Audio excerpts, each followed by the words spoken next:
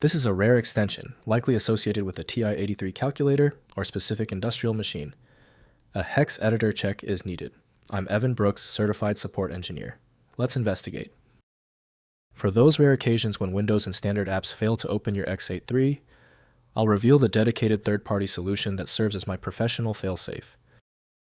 The X83 extension identifies a program or data file designed for the Texas Instruments TI-83 series of graphing calculators. These files store mathematical algorithms, custom applications, or data sets that can be executed on the handheld device to assist with complex calculations in STEM education. X83 Files are binary files formatted for the TI-OS environment. To transfer these files from a PC to the calculator, users require the TI Connect software and a specialized USB link cable.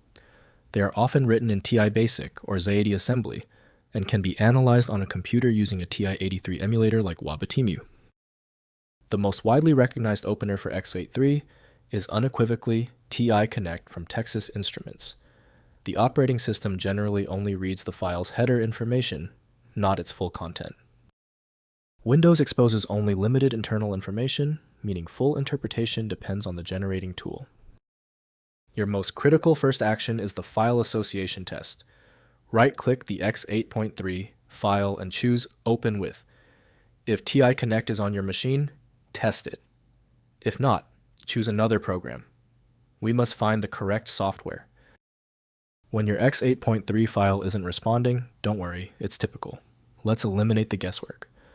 Here is a simple explanation of the technical reasons why the X83 file is refusing to open. First, use TI-83 Emulator. Open the file using a TI-83 graphing calculator emulator, e.g. Virtual TI Wabbitemu. Next, use TI Connect software. Transfer the file to the calculator or emulator using the TI Connect software. Finally, check program integrity. If the program fails to run, check the program's source code for syntax errors.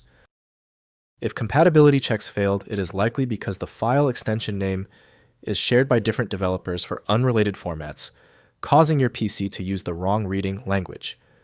Rather than guessing, you can try switching to a dedicated parsing engine that is built to identify file structures autonomously and may offer a better chance of opening stubborn formats. Takeaway: the inability of Windows and 7-zip to open the file suggests a unique format signature. FileMagick is the comprehensive solution built to handle these exceptions. Find it at FileMagick. Did the fix work for you? Leave a quick comment below and be sure to subscribe so you catch the next video.